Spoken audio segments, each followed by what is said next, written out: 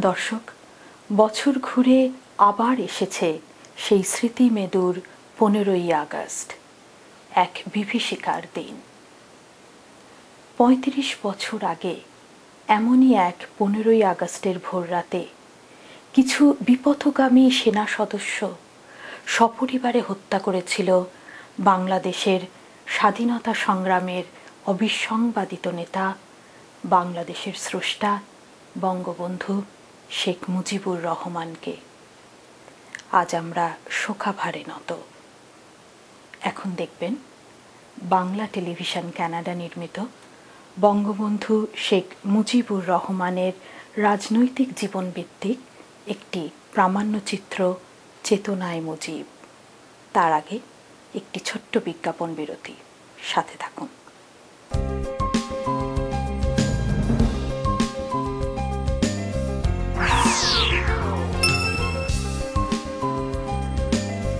পল্টু কুমার শিকদার, বাংলাভাষী Canadian barrister, immigration, personal injury, criminal law, real estate সহ যে কোনো বিষয়ে আইনগত পরামর্শের জন্য নির্ভরযোগ্য ও বিশ্বস্ত। Omnibus tax and accounting services, দ্রুত ট্যাক্স রিফান্ড সহ যাবতীয় ট্যাক্স ও বিজনেস অ্যাকাউন্টিং এর জন্য নির্ভরযোগ্য প্রতিষ্ঠান। যোগাযোগ Mostaq Ahmed, 2811 Danforth avenue, Toronto. একটি স্বপ্নীল বাড়ি, একটি লাভজনক ব্যবসা, একটি নির্ঝঞ্ঝাট কন্ডোমিনিয়াম।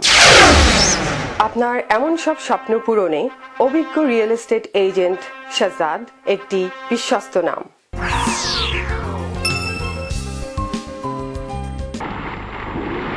এবারে সংগ্রাম আমাদের মুক্তির সংগ্রাম, এবারে সংগ্রাম স্বাধীনতার সংগ্রাম।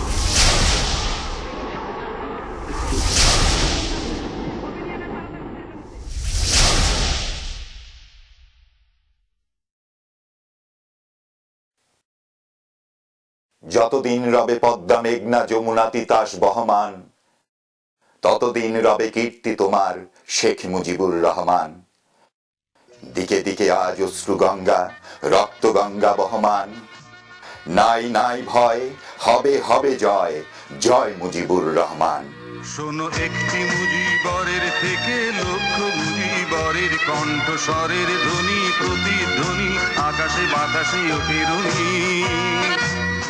শেখ মুজিবুর রহমান একটি নাম, একটি প্রতিষ্ঠান, একজন বাঙালির নাম, একটি আন্দোলনের নাম, মহাকাব্যের অমর গাথা একটি অভ্যুত্থান, একটি জাতির অভ্যুদয়ের নাম। প্রতিটি বাঙালির তিনি বন্ধু, বাঙালি জাতির তিনি জনক। হাজার বছর ব্যাপ্ত ইতিহাসে শ্রেষ্ঠতম বাঙালি তিনি। বাঙালির হৃদয়ে তিনি বেঁচে থাকবেন মহাকালের মহানায়ক রূপে। কোথায় আছে হায় রে এমন সোনার খনি, শোনো একটি মুজিবরের।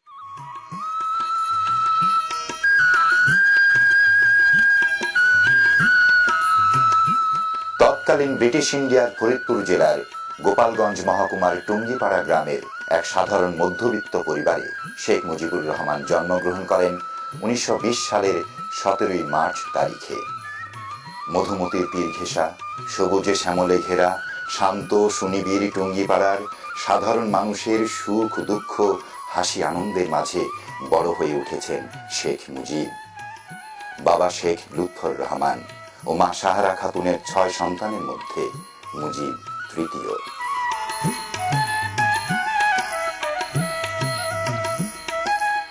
মুজিবের শিক্ষা জীবনের শুরু টুঙ্গিপাড়ায়। গোপালগঞ্জ মিশন স্কুল থেকে তিনি ম্যাট্রিক পাশ করেন। উচ্চশিক্ষার জন্য গমন করেন কলকাতায়। ভর্তি হন সুবিখ্যাত ইসলামিয়া কলেজে আইনের ছাত্র হিসাবে। 1947 সালে তিনি এই কলেজ থেকেই স্নাতক ডিগ্রি অর্জন করেন। 18 বছর বয়সে শেখ মুজিব বিবাহ বন্ধনে আবদ্ধ হন বেগম ফজিলাতুন্নেসার সাথে। মুজিব দম্পতির 5 সন্তান: শেখ কামাল, শেখ জামাল, শেখ রাসেল, শেখ রেহানা ও শেখ হাসিনা।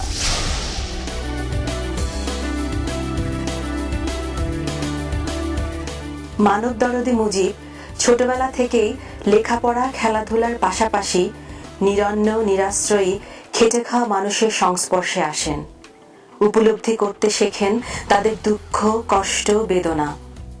মুজিব ছাত্র রাজনীতিতে সক্রিয় হন 1940 সাল থেকে নিখিল ভারত মুসলিম ছাত্র ফেডারেশনে যোগদানের মাধ্যমে। 1943 সালে তিনি যোগ দেন বেঙ্গল মুসলিম লীগে।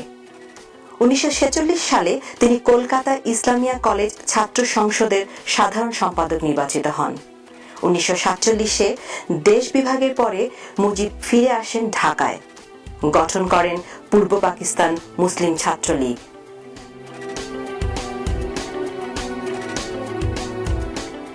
1949 সালে তৎকালীন পাকিস্তানের গভর্নর জেনারেল মুহাম্মদ আলী জিন্নাহ ঘোষণা করলেন উর্দুই হবে পাকিস্তানের রাষ্ট্রভাষা।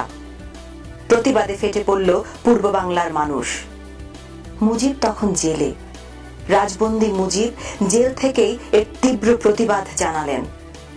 তার নেতৃত্বে জেলের কয়েদিরা অনশনে অংশ নিয়ে জিন্নাহর ওই ঘোষণার তীব্র প্রতিবাদ জানালো।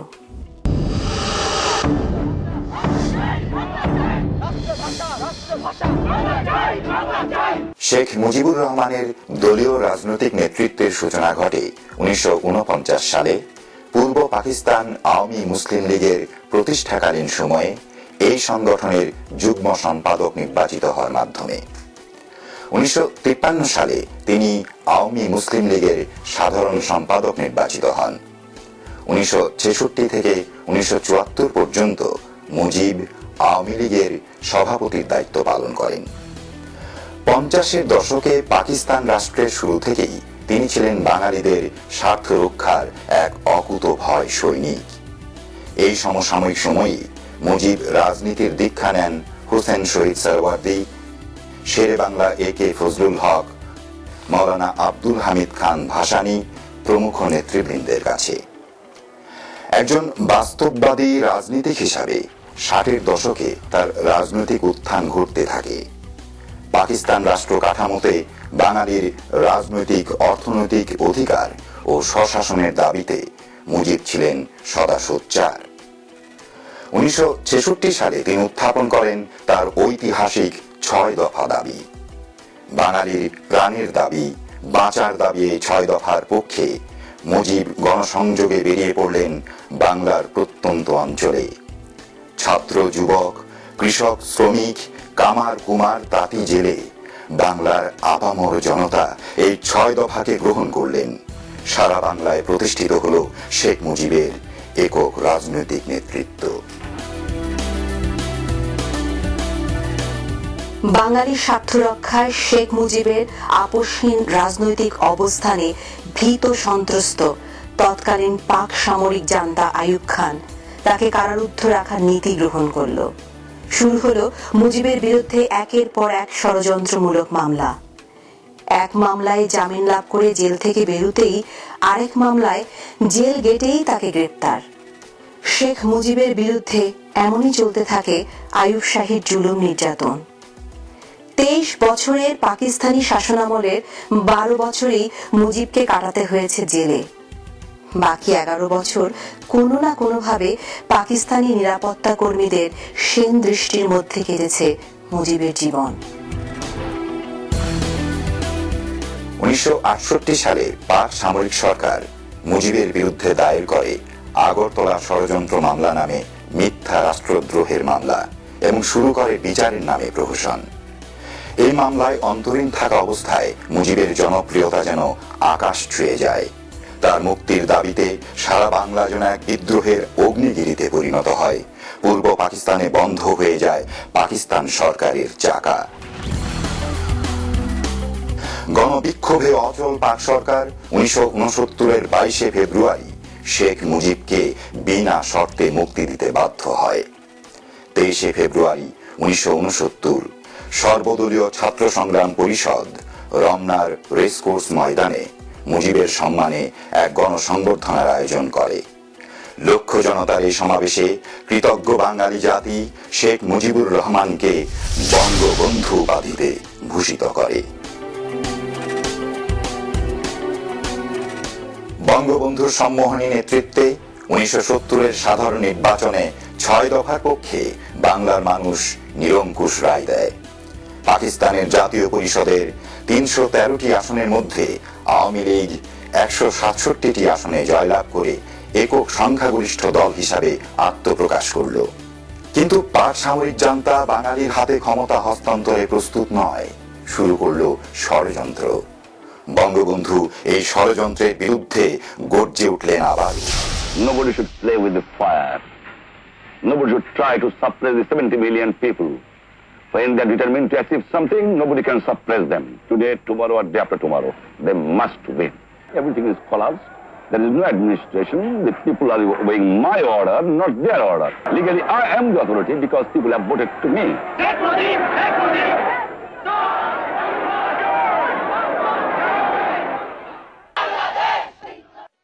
7 মার্চ 1971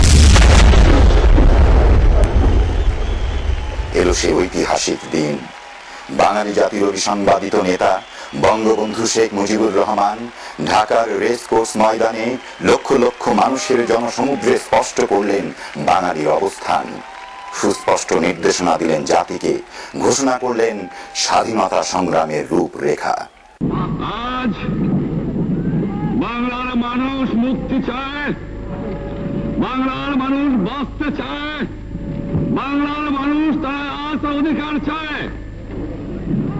কিন্তু দুঃখের বিষয়, আজ দুঃখের সঙ্গে বলতে হয় 23 বছরের করুণ ইতিহাস, বাংলার অত্যাচারের, বাংলার মানুষের রক্তের ইতিহাস, 23 বছরের ইতিহাস, মনুষ্য নরনারীর আত্মনাদের ইতিহাস। 7 মার্চের এই জনসভা থেকে বঙ্গবন্ধু পাকিস্তানি সামরিক জান্তার প্রতি শেষবারের মতো সংযত হওয়ার হুঁশিয়ারি উচ্চারণ করলেন।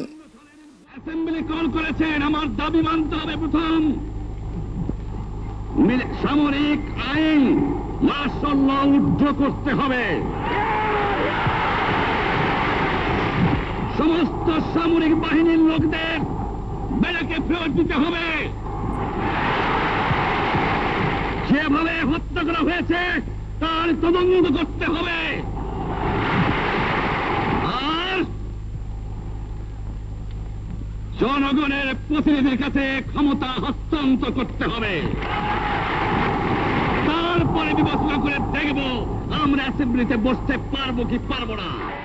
এই ঐতিহাসিক জনসভা থেকে বঙ্গবন্ধু বাঙালি জাতিকে স্বাধীনতা যুদ্ধের প্রস্তুতি গ্রহণের সুস্পষ্ট নির্দেশ দিলেন। প্রত্যেক ঘরে ঘরে দুর্গ গড়ে তোলো। তোমাদের যা কিছু আছে তাই নিয়ে শত্রুর মোকাবেলা করতে হবে এবং জীবনের তরে রাস্তাঘাট যা যা আছে সবকিছু আমি যদি হুকুম দেবার না পারি তোমরা বন্ধ করে দেবে। 7 মার্চের এই জনসভা থেকে বঙ্গবন্ধু বিশ্ববাসীর কাছে স্পষ্ট করলেন বাঙালি জাতির রাজনৈতিক অবস্থান, ঘোষণা করলেন বাংলাদেশের স্বাধীনতা।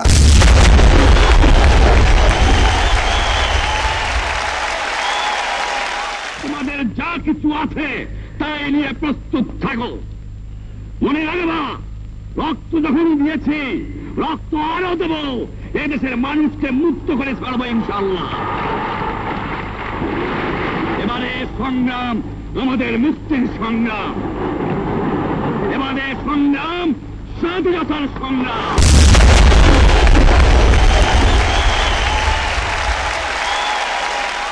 7 মার্চ পরবর্তীতে বঙ্গবন্ধু বাঙালিদের বৃহত্তর স্বাধীনতা সংগ্রামের জন্য প্রস্তুত করার লক্ষ্যে সারা বাংলায় অসহযোগ আন্দোলনের ডাক দিলেন। বঙ্গবন্ধু 7 মার্চের ভাষণের প্রতিটি নির্দেশ বাঙালি জাতির ভবিষ্যৎ কর্মপন্থার দিক নির্দেশনা হিসেবে জনগণ গ্রহণ করল।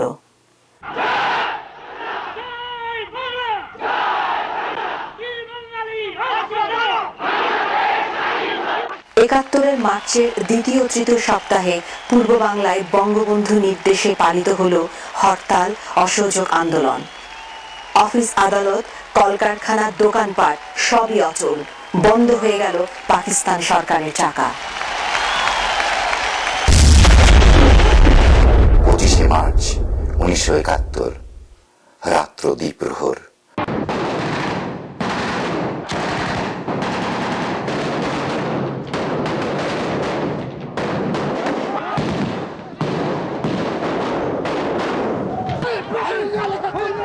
মানব ইতিহাসের জঘন্যতম নৃশংসতা, বর্বরতা, পৈশাচিকতা নেমে এলো বাঙালির উপর।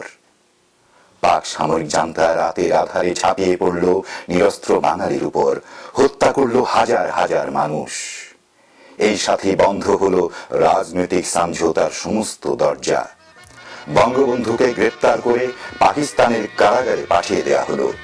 কিন্তু গ্রেপ্তারের পূর্বক্ষণে বঙ্গবন্ধু ঘোষণা করেন বাংলাদেশের স্বাধীনতা। প্রতিটি বাঙালিকে নির্দেশ দেন অস্ত্র হাতে পাক জল্লাদদের বিরুদ্ধে প্রতিশোধ নেয়ার। বঙ্গবন্ধু নির্দেশে 1971 জেগে উঠল বাঙালি। বাঙালি জাতীয়তাবাদ, হাতে অস্ত্র, মুখে জয় বাংলা, জয় বঙ্গবন্ধু স্লোগান। বাঙালির এক অভূতপূর্ব জাগরণ।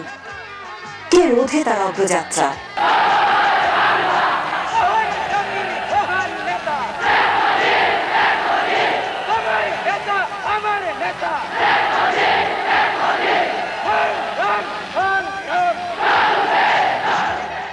বঙ্গবন্ধুকে রাষ্ট্রপতি করে তার অনুপস্থিতিতেই গঠিত হল প্রবাসী মুজিবনগর সরকার। এই সরকারের রাজনৈতিক নেতৃত্বে ও ভারতের প্রত্যক্ষ সহযোগিতায় বাঙালির মুক্তিযুদ্ধ চলল দীর্ঘ 9 মাস।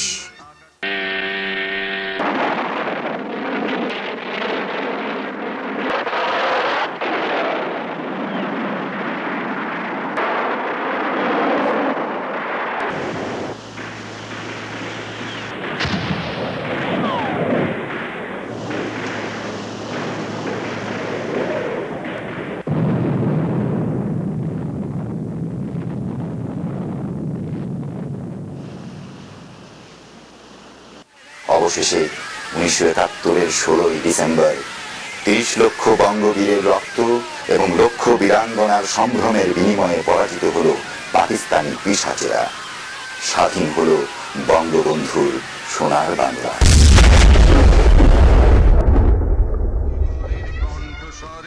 বাংলাদেশ শত্রুমুক্ত, স্বাধীন, কিন্তু বঙ্গবন্ধু তখনও শত্রুর কারাগারে বন্দী। এই পর্যায়ে গণদাবি এবং বিশ্ব জনমতের চাপে পাকিস্তানের কারাগার থেকে মুক্ত বঙ্গবন্ধু 1972 10 জানুয়ারি ফিরলেন তার কাঙ্ক্ষিত স্বাধীন বাংলায় এবং প্রিয় বাঙালির কাছে। শোনো একটি মুজিবরের থেকে লক্ষ মুজিবরের কণ্ঠস্বরের ধ্বনি, প্রতিধ্বনি আকাশে বাতাসে ওঠে রুনি। দেশে ফিরে বঙ্গবন্ধু সরকারের দায়িত্ব নিলেন এবং যুদ্ধ বিধ্বস্ত দেশ পুনর্গঠনে তার সুবিখ্যাত সবুজ বিপ্লব কর্মসূচি ঘোষণা করলেন। গণতন্ত্র, ধর্মনিরপেক্ষতা, জাতীয়তাবাদ ও সমাজতন্ত্র, এই 4 রাষ্ট্রীয় মূলনীতির ভিত্তিতে বঙ্গবন্ধু এক সমৃদ্ধ বাংলাদেশ গড়তে উদ্যোগী হলেন। তিনি সদ্য স্বাধীনতাপ্রাপ্ত বাংলাদেশকে বিশ্বের দরবারে তুলে ধরলেন। বাংলাদেশ আমার বাংলাদেশ। রাষ্ট্রীয় যোগাযোগ ও ব্যক্তিগত বন্ধুত্ব স্থাপন করলেন ভারতের প্রধানমন্ত্রী শ্রীমতী ইন্দিরা গান্ধী, মিশরের আনোয়ার সাদাত, সৌদি বাদশাহ ফয়সাল, কিউবার ফিদেল ক্যাস্ট্রো, যুগোস্লাভিয়ার প্রেসিডেন্ট মার্শাল টিটো প্রমুখ বিশ্ব নেতৃবৃন্দের সাথে। বাংলাদেশ যোগ দিল জোট নিরপেক্ষ আন্দোলনে। বিশ্ব শান্তি পরিষদ বঙ্গবন্ধুকে সম্মানিত করল জুলিও কুনি উপাধি দিয়ে। জাতিসংঘে বঙ্গবন্ধু প্রথম ভাষণ দিলেন বাংলায়। বিশ্বসভায় স্বীকৃত হল বাংলা ভাষা।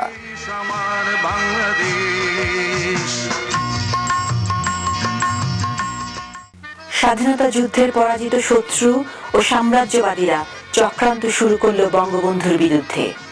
সাম্রাজ্যবাদের ষড়যন্ত্রে 1974 বাংলাদেশে এক ভয়াবহ দুর্ভিক্ষ দেখা দিল। আইন শৃঙ্খলা পরিস্থিতির মারাত্মক অবনতি ঘটল। বঙ্গবন্ধু নিজের দল আওয়ামী লীগের এক শ্রেণীর সুযোগ সন্ধানী নেতাকর্মী ও তার স্বজনদের মধ্যে অনেকেই দুর্নীতিতে জড়িয়ে পড়লেন। কোমল হৃদয়ের বঙ্গবন্ধু ব্যর্থ হলেন এই দুর্নীতিবাজদের বিরুদ্ধে ব্যবস্থা নিতে। শোনো একটি মুজিবরের থেকে লক্ষ মুজিবরের কণ্ঠস্বরের ধ্বনি, প্রতিধ্বনি আকাশে বাতাসে ওঠে রুনি।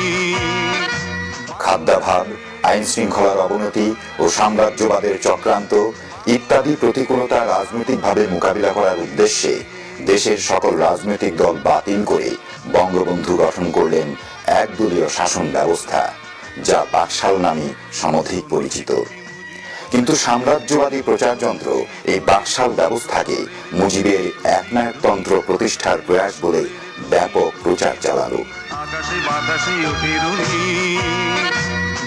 স্বাধীন বাংলার প্রতিষ্ঠাতা জনক বঙ্গবন্ধু শেখ মুজিবুর রহমান তার জাদুকরী নেতৃত্বের গুণে রাজনীতির আকাশের ধ্রুবতারা হলেও শাসক হিসাবে সফলতা দেখাতে পারলেন না। তার আকাশচুম্বী জনপ্রিয়তায় ব্যাপক ধস নামল।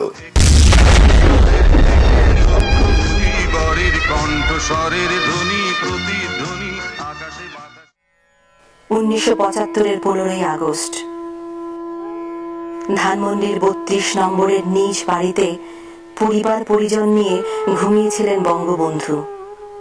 বাংলাদেশের স্বাধীনতা বিরোধী শক্তি ও সাম্রাজ্যবাদের সম্মিলিত চক্রান্তে সেনাবাহিনীর উচ্চাভিলাষী একদল জুনিয়র অফিসার অতর্কিতে হামলা চালিয়ে সপরিবারে হত্যা করল জাতির জনক বঙ্গবন্ধু শেখ মুজিবুর রহমানকে।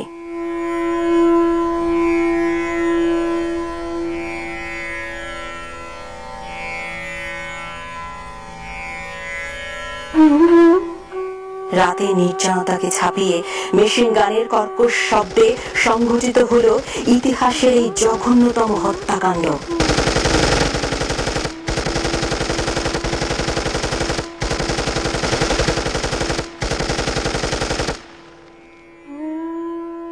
পিতা, এখনো 32 নম্বরের বাড়ি দাঁড়িয়ে আছে তোমার নৃশংস হত্যাকাণ্ডের সাক্ষী হয়ে। বাড়ির প্রতিটি আসবাব যেন এই কলঙ্কেরই সাক্ষী। পিতা, তোমার স্পন্দনহীন দেহ, তোমার হাত থেকে ছিটকে পড়া তামাকের পাইপ, সিঁড়িতে গড়ানো তোমার রক্তের স্রোতধারা আজও নিয়ত মিশছে বাঙালির অশ্রুবন্যার সাথে।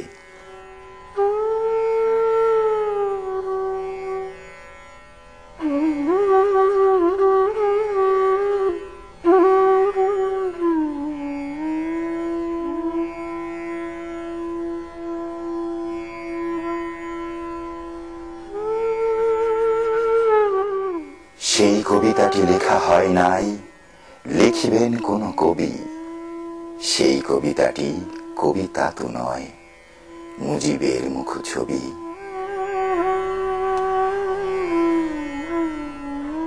সেই কবিতাটি লেখা হবে ঠিক, কালিও কাগজে নয়, হৃদয়ে হৃদয়ে লেখা হবে সেই অমর পংক্তি জয়।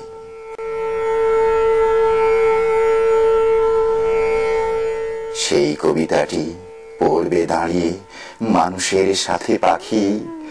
সেই কবিতাটি শাপলা গোলাপ, দিঘির পদ্ম নাকি।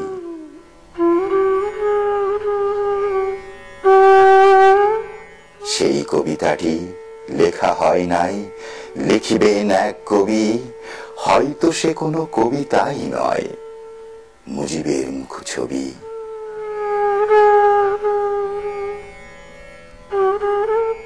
সেই কবিতাটি পড়া হবে ঠিক বাংলার ঘরে ঘরে।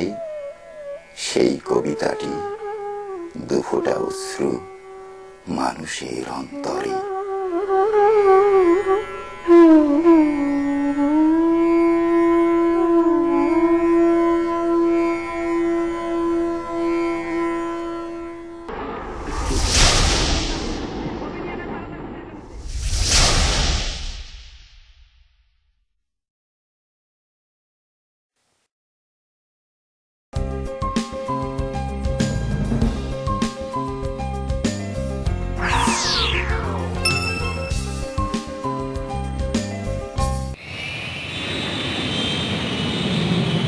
সানমুন ট্রাভেলস অ্যান্ড ট্যুরস, আপনার আনন্দময় ও নিশ্চিন্ত ভ্রমণের নিশ্চয়তা। 3045 South Creek Road, Mississauga. Bangla media, Bangla বই, পত্রিকা, গানের সিডি, নাটক ও সিনেমার বিপুল সমাহার। ড্যানফোর্থ ও ভিক্টোরিয়া পার্ক এলাকায় বাংলা মিডিয়ায় সাদর আমন্ত্রণ। 3000 ড্যানফোর্থ এভিনিউ, টরন্টো। বাড়ি কিনবেন? সে অনেক ঝামেলা। আমি আপনাকে সাহায্য করব। সঠিক বাড়িটি কেমনে খুঁজে পাবো? আমি আপনাকে সাহায্য করব। মর্গেজ পেতে তো অনেক সমস্যা। আপনার মর্গেজ সমস্যা সহ বাড়ি কেনা বেচার যাবতীয় পরামর্শের জন্য সাজ্জাদ একটি বিশ্বস্ত নাম। শোকাভারে নত কৃতজ্ঞ বাঙালি জাতি আজ শ্রদ্ধা ভরে স্মরণ করছে বঙ্গবন্ধু শেখ মুজিবুর রহমানকে। বঙ্গবন্ধু হত্যার বিচার কাজ সম্পন্ন হওয়ায় বাংলা টেলিভিশন কানাডার পক্ষ থেকে আমরা সন্তুষ্টি প্রকাশ করছি। দর্শক, এই ছিল আমাদের আজকের আয়োজন। আপনাদের সকলকে ধন্যবাদ আমাদের সাথে থাকার জন্য। পরবর্তী অনুষ্ঠান ঠিক এক পক্ষকাল পরে একই সময়ে একই চ্যানেলে দেখবার আমন্ত্রণ রইল। সকলে ভালো থাকুন, সুস্থ থাকুন, আর বাঙালির সাথে বাংলা বলুন। শোনো একটি মুজিবরের থেকে লক্ষ মুজিবরের কণ্ঠস্বরের ধ্বনি, প্রতিধ্বনি আকাশে বাতাসে ওঠে রুনি। বাংলাদেশ আমার বাংলাদেশ।